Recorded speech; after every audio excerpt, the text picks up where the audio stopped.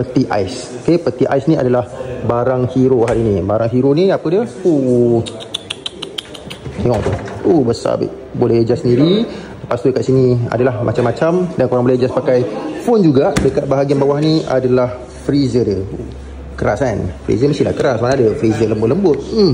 Contohnya nampak. Xiaomi Malaysia hari ni ajak aku masuk rumah diorang. Tapi ni bukan rumah diorang dah. Rumah Airbnb tapi ada home appliance. Semua Xiaomi. Jom aku tunjukkan. Barang pertama yang diorang payung kat aku ni dia. Kereta EV. Okay, yang ini SU7. Aku rasa korang tahu kot. Okay, yang ini kereta baru dia. YU7. Aduh, orang kata tak jual pula kereta ni. Kalau jual, aku nak bawa balik kereta ni. Comel kau.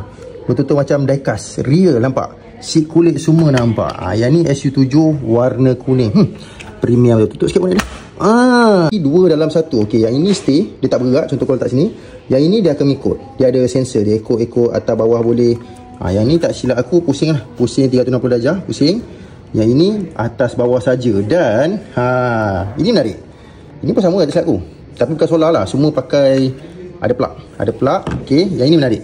Ini apa tujuan dia? Kalau katalah korang ada CCTV banyak, data semua simpan dalam ni, nampak? Satu memory card boleh simpan semua data CCTV ni. So tak payah satu per satu. Untuk wifi lah. Orang yang pakai wifi tahulah kot ini benda apa. Speaker Xiaomi. Baik premium tu ni. Lepas tu ada pula diffuser. Pewangi babe.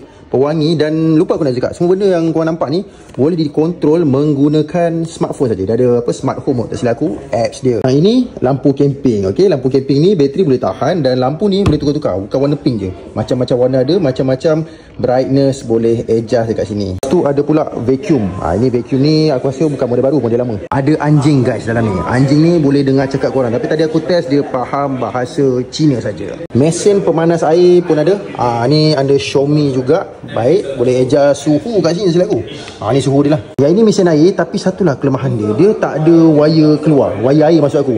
Okey, dia pakai elektrik, memang elektrik, tapi dia macam dispenser sajalah. Okey, dispenser dekat sini ada dia punya filter. Okey, lepas tu dekat belakang ni korang kena isi air pipe sendiri. Tak lupa juga ada air fryer dekat sini. Okey, macam-macam korang boleh buat.